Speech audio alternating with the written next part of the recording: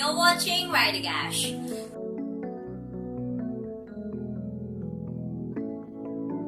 So today I'll be doing a book talk for Lady Midnight. So Lady Midnight is the first book in the Dark Artifices series, and the Dark Artifices is the, I think, fourth book chronologically in the Shadowhunter Chronicles. There's Infernal Devices, The Last Hour, Mortal Instruments, and then the Dark Artifices. And every one of these series is fantastic. The Last Hour has not come out yet, so I'm not going to say anything about it, but it's by Cassandra Clare. It's going to be fantastic. So this book is basically about a set of Nephilim, the Blackthorn family to be exact, and how their life in the LA Institute is. And we meet Julian Blackthorn. We see Julian again.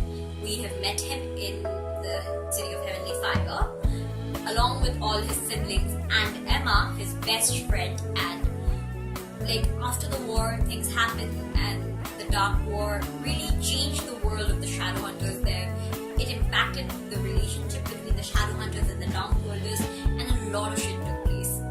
And there's this concept of Perverti that's been discussed further, because the Perverti was first introduced in the Mortal Instrument series between Chase and Alec, and then it was further explored in the Infernal Devices series, where the love between Perverti was seriously considered, and we had seen the dynamics between Jem and Will. And now we're going to see a different side of Perverti, and I really am going to warn you that there are going to be spoilers here. And before going into the spoiler section, I want to discuss how much I am pissed at the cliff. Anyways, also the spoilers will include spoilers for every book in the Shadowhunter Chronicles prior to this, because this book does spoil all the other books, because this has characters from the Infernal Devices, this has characters from the Mortal Instruments, and it's just an amazing book overall. And I'm just gonna dive into the spoilery section now.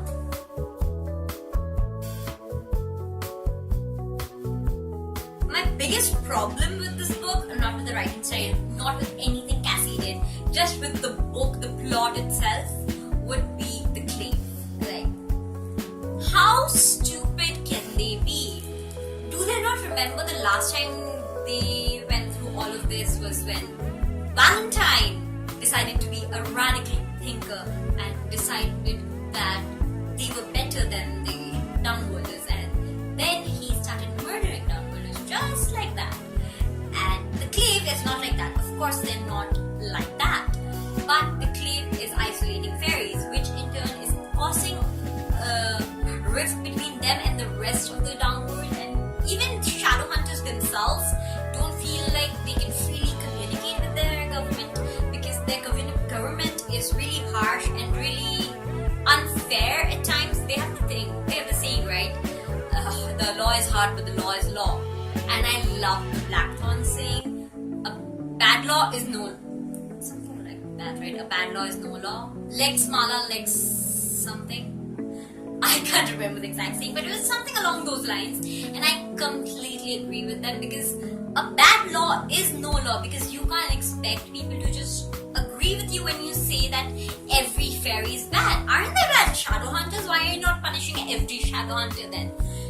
You let people from the circle go, and then you are punishing every fairy for the actions of a few, and yet you won't punish the ones who took part in the circle. It's just double standard, and I just hate the supremacist idealism of the Shadowhunters. And I love that some people like the Blackthorns and the New York Institute have a different mentality, and I know the Consul and Inquisitor are both good people.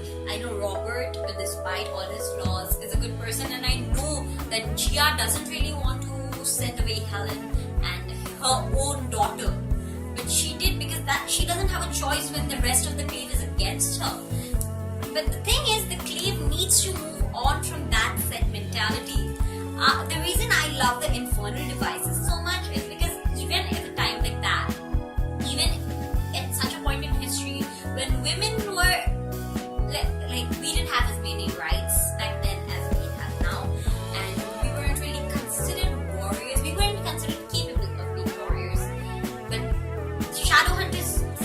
allowed women to be warriors, and Charlotte was the first female consul, and like the whole thing that really inspired me, and that's why I absolutely love the Infernal Devices. I love Will Herondale, I love Tessa, I love Jem, but it was because of Charlotte that I absolutely adore the series. Anyways, going back to this book, I'm gonna get into the whole thing. So this book, as we all know, is about Emma and Julian, and in City of Heavenly Fire, Julian asks Emma to be his Parvati in order to let her stay at the institute. It wasn't because he felt like he wanted her to be Parvati, but he needed her and she needed him. She needed to be near people who loved her, and she had just lost her family. So he did what he had to do to keep his best friend close. And it breaks my heart. Like if they had just refused to be Parvati, a lot of things would have been easier for them. But then again, like these sticky situations make for such good stories. And Emma, oh my god, like I fell in love with Emma when she was on the phone with Cameron, and she's like, it's not you, it's me. It's because I am annoyed by you. Was it? I'm sick of you. And I just started laughing because that just felt like something Chase would say. And I absolutely loved Emma. I love Emma's wit. I just love her sarcastic comebacks. And she's just such an amazing character. And then there's Julian, sweet, innocent, ruthless Julian. Like the thing he did in the end really broke my heart, but he's just such an amazing character. Even before his father died, he took up responsibility for his siblings. Like when Mark and Helen were busy, practicing, and his father was too heartbroken to care about anything, he was the one who sat with Tabby. He was the one who took care of Tabby. And that scene when he talks about how the first time he fell with Tabby in his arm, his instinct was to protect Tabby. He fell on his head, and his first thought was, Tabby, my baby, is he okay? And like for the first time he had thought of Tabby as his own child instead of the baby. And that really, really touched my heart because he's such a good brother. He is so loving, he is amazing, and there's nothing I can say that will discredit him as a person because his heart is made of gold. So going back to Emma, and now I'm going to go into Christina. Christina just felt like such a fiery person, and she has her own dark past with her. About like we later learn about Diego and Jamie, and how Jamie said those things about her to Diego, and Diego didn't do anything to correct him. And just like when we got to see Diego again, Christina and Diego have this moment where they discuss it, and he's like, I never said a word. I didn't say anything to him because he was drunk and there was no use talking to him. And like we see things from his perspective, and I start to say, okay, maybe he's not such a jerk. And that was before reading Lord of Shadows, and I'm still not finished reading Lord of Shadows. I'm just like halfway through it, but I am starting to dislike Diego again. Like I'm not starting to, I dislike him again. And it's just that Christina and Mark relationship in this book that just felt more wholesome than Christina and Diego. They just felt more right for each other, and I ship Christina with Mark, but I also ship Mark with Kieran.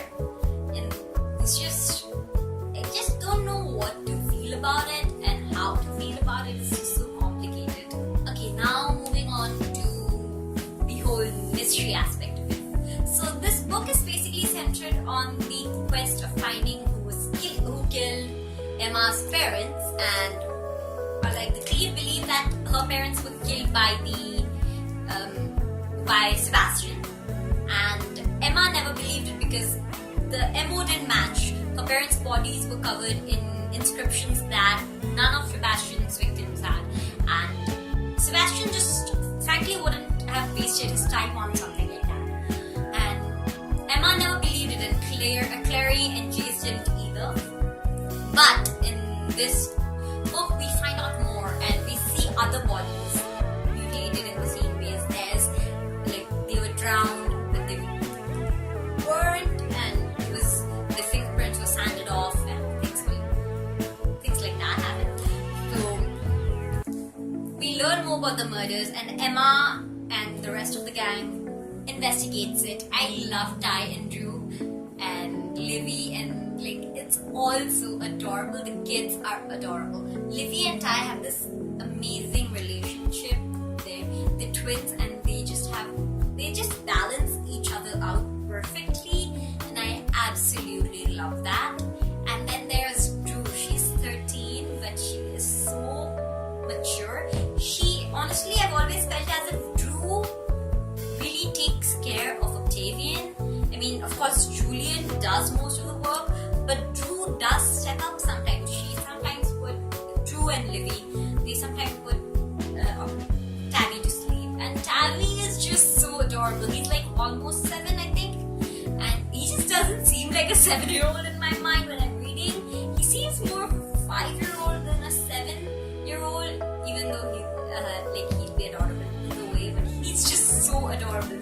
I feel like going into the book and pinching his cheeks. He's just so adorable. And then in order to solve the murders and get the institute to not contact the Clave, the fairies bring in Mark and give him over to the institute and say that you guys can keep him as long as you solve the murders and give us the culprit.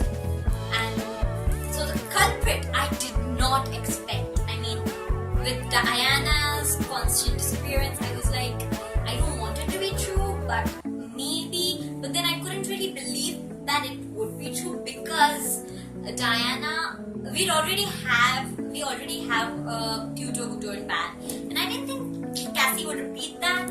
But I did not see the thing with Malcolm coming at all because I just love Warlock so much. Magnus Bane, dude, Magnus Bane is amazing. How do you judge a Warlock when you have Magnus Bane sitting there showing people how amazing people can be? And then you have Katarina Loss, you have Ragnar Fell, and these are all good people. And you have Tessa.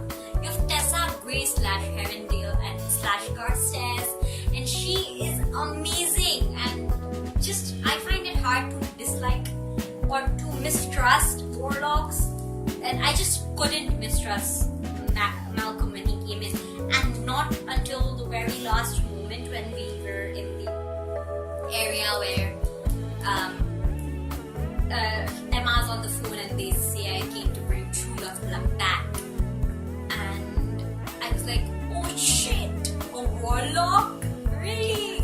And that broke my heart because Malcolm was a friend to the Blackthorns, and that was heartbreaking. And then there was the thing with Malcolm being such a vindictive person. He had deliberately befriended the Blackthorns to hurt them because of what happened to Annabelle. And do you really assume that Annabelle would have forgiven him for killing children, her own descendants? I don't think so, because at the end of the day, Annabelle was a shadow hunter. Regardless of everything else, she was a shadow hunter, and she loved her family. And for her to and in the end, when her body shook, I was like, shit, Malcolm is dead. She's gonna come back, and it just really was prickly. I don't like it. He died, she comes back. I don't like that idea. I just hope she doesn't come back and he remains dead because he's such a powerful warlock. Do you really think that a stab would kill him? That's all it takes to kill one of the most powerful warlocks in the world? A stab? That's just ridiculous.